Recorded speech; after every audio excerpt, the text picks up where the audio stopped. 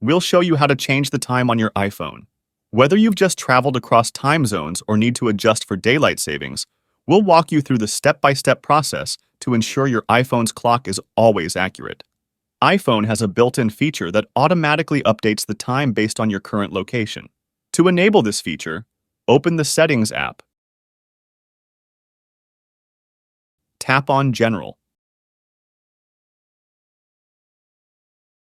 Scroll down and tap on Date and Time.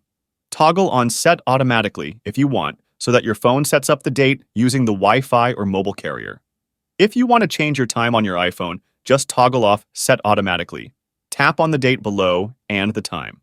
Use the time and calendar picker to select what date and time you want. Adjust the date and time as needed.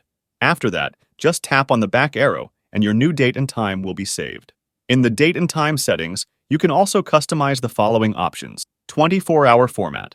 Choose between displaying the time in a 12-hour or 24-hour format. Time zone.